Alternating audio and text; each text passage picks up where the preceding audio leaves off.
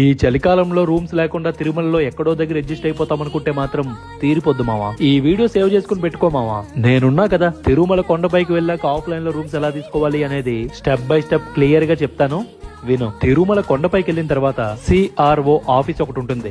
అక్కడికి వెళ్ళాక పెద్దగా వెతుక్కోవక్కర్లా. మనలాగే రూమ్స్ కోసం పడిగాపులు కాసేటోళ్ళు చాలా మంది ఉంటారు. ఒక ఒరిజినల్ ఆధార్ కార్డు పట్టుకొని అక్కడ లైన్ లోకి వెళ్ళండి మావా. మీ టైం వచ్చినప్పుడు మీ డీటెయిల్స్ ఎంటర్ చేసి ఇలాంటి స్లిప్ అవుట్ ఇస్తారు. ఇక్కడ లైన్ లో ఎంతసేపు పడుతుంది అనే దానికి ఒక నిర్దిష్టమైన సమయాన్ని మనం చెప్పలేం. రూమ్స్ ఒక పక్క ఖాళీ అవుతుంటే కొత్త వారికి ఇస్తూ ఉంటారన్నమాట. ఆ స్లిప్ ఇచ్చిన తర్వాత మీ మొబైల్ కో మెసేజ్ వస్తుంది. ఆ మెసేజ్ లో మీకు రూమ్స్ ఏ ఏరియాలో కేటాయించారు, ఏ టైం లోపు అక్కడికి వెళ్లి రిపోర్ట్ చేయాలి అనే ఇన్ఫర్మేషన్ క్లియర్ గా ఉంటుంది. ఆ మెసేజ్ లో ఉన్న ఏరియాని చేరుకుంటే ఆ ఏరియాలో ఉన్న ఇలాంటి ఆఫీస్ దగ్గరికి వెళ్లి CRO ఆఫీస్ దగ్గర మీకు ఇచ్చిన స్లిప్ ఇంకా మీకు వచ్చిన మెసేజ్ ఈ రెండు చూపించి 50 లేదా 100 రూపాయలు, దానితో పాటు సెక్యూరిటీ డిపాజిట్ 500 రూపాయలు ఓన్లీ ఆన్లైన్ ద్వారా మాత్రమే పే చేసి ఒక ఫోటో దిగితే ఈ స్లిప్ ఇస్తారు మావా. ఈ స్లిప్ లో మీ రూమ్ నెంబర్ ఉంటుంది.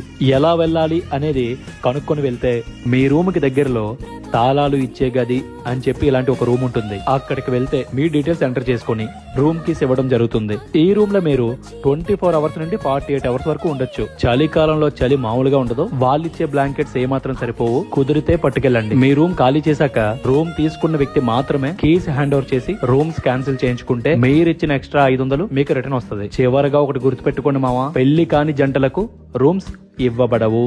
డౌట్ వస్తే చెక్కేస్తారు.